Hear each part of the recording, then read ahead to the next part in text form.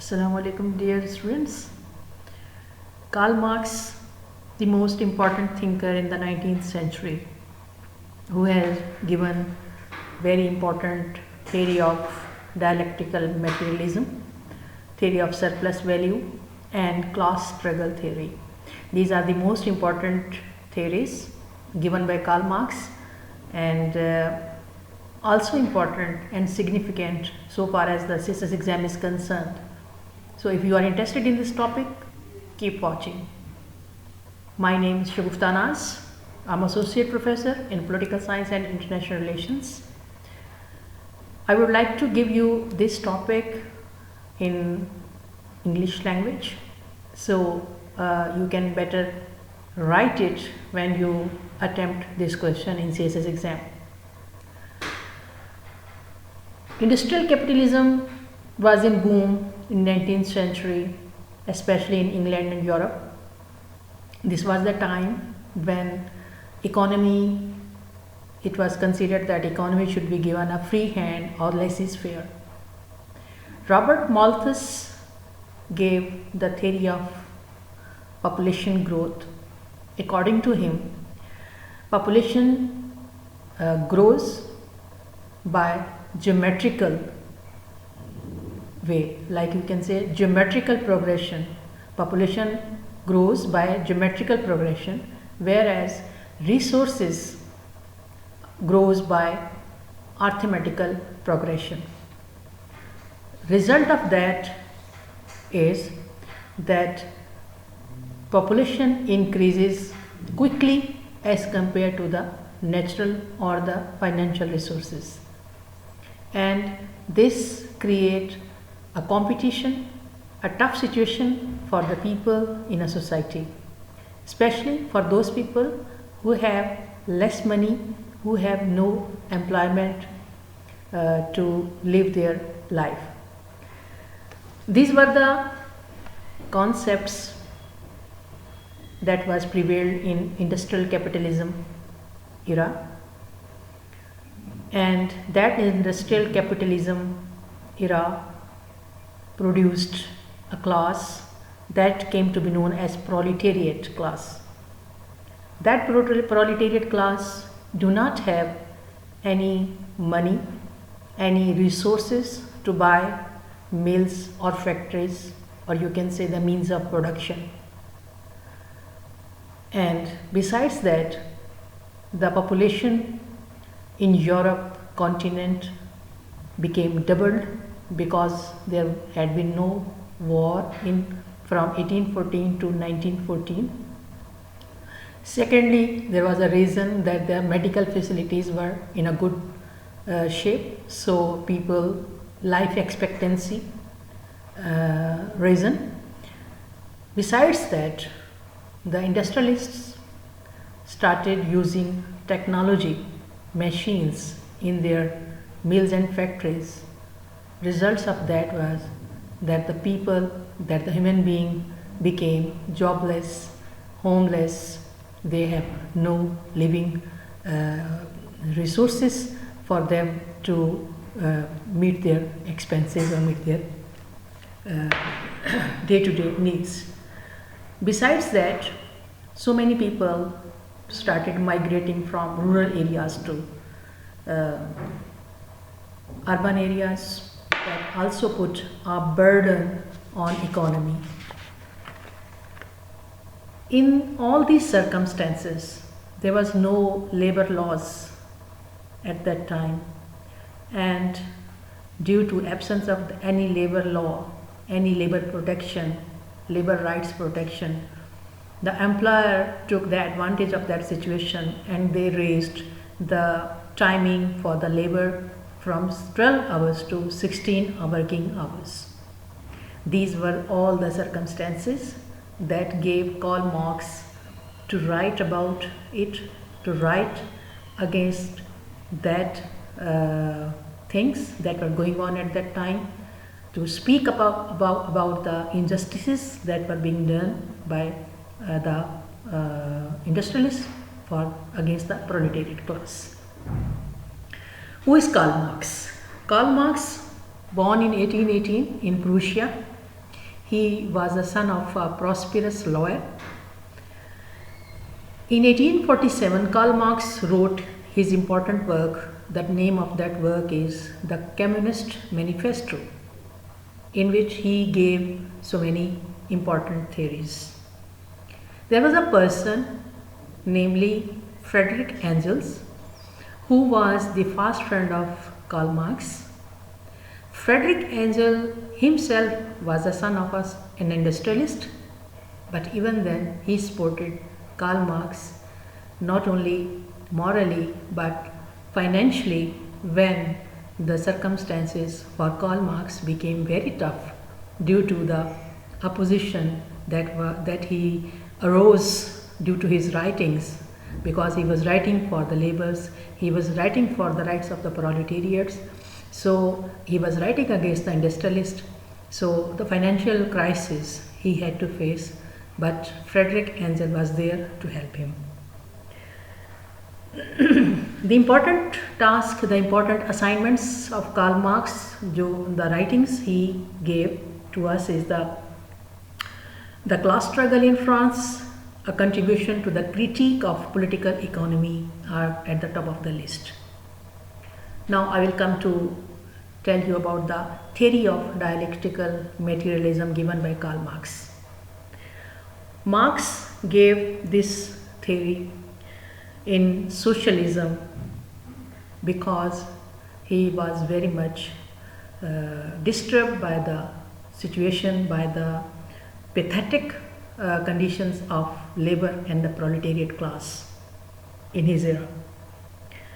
Karl Marx was of the opinion that any theory, any struggle, any idea, if it is based on utopian situation or utopian or idealistic situation, idealistic principles, utopian principles, it will not be a useful idea and it will not give any benefit to any society or any member of the society.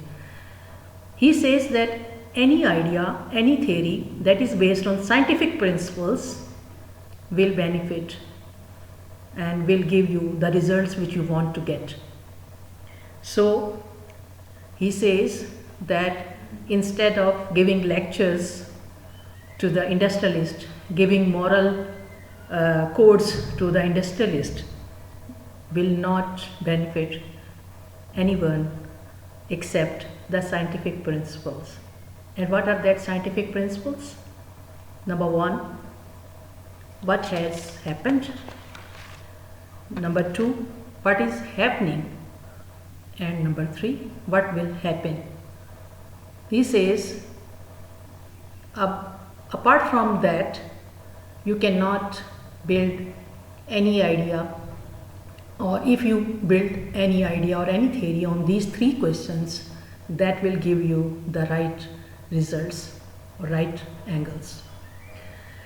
Karl Marx gave the philosophy of history, and he was impressed by the concepts given by Hegel. Hegel says that any development, the secret of any development is hidden in the dialectic clashes of ideas. Any idea have its thesis, antithesis and synthesis. That means, according to Hegel, an old concept, good things of an old concept, an old idea, mixing with the new idea, bring a cycle of progress in human history, in human cycle. Marx says that the elements of destruction of any system do exist in it itself. Any idea, any system have its own destruction element in itself. Because of that, capitalism, he takes capitalism and says that forces of production are basically the elements of destruction. in capitalism. And what are forces of production? Forces of production includes raw material, natural resources, and technology. And these three things mixed up with and that produce finished product, these forces of production create a special structure in a society, or you can say relations of production is created. What is relations of production? That means a society have two structure. One is foundation structure and upper, or the second is the upper structure or superstructure. Superstructure includes law, religion, art, political theory, governmental codes, ethics, etc. And foundation structure in that relations of production. So foundation structure is based on proletariat class, on labor class, and that class struggle that exists in the foundation of that superstructure. Now Karl Marx says these forces of production create relations of production, and that relation of production create this superstructure and the foundation structure. And this foundation structure is the most important thing which will bring clash, and this capitalism system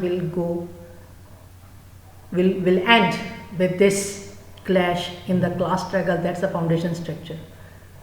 And Karl Marx says, if anyone, no government is good, no government is bad, but if a government, and he says that all governments, all countries, in all countries, government or the superstructure is the guardian of the interest of the commanding class.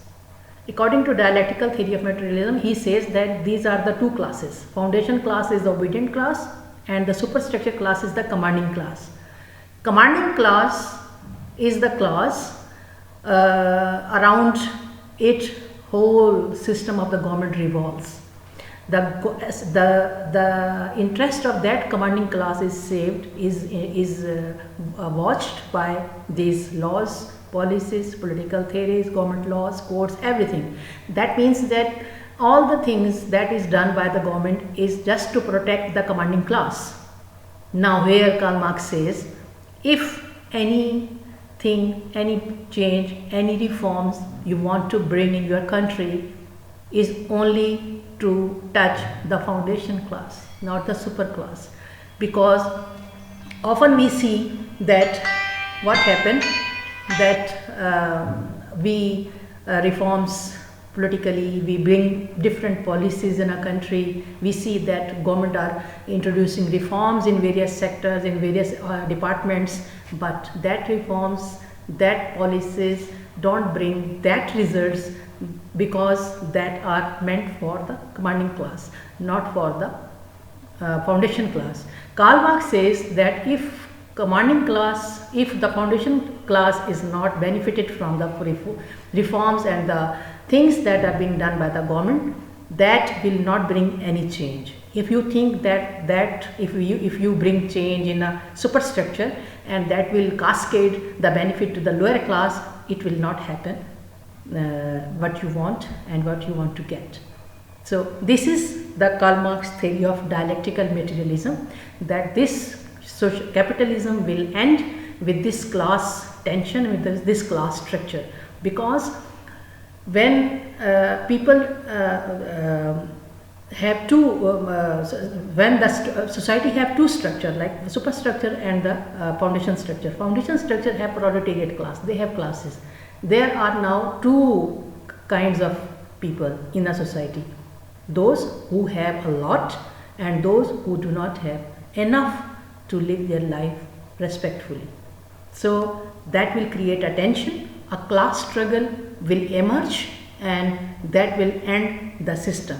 And then he says, Karl Marx gave the examples that this phenomena of class struggle continues, and you can watch the history, you can observe, you can analyze the history, where you can see the Asiatic, the ancient, the feudal and the capitalist societies succeeded one and other. That means if one system fails, but due to its own inherent troubles, inherent problems, that the new system arise.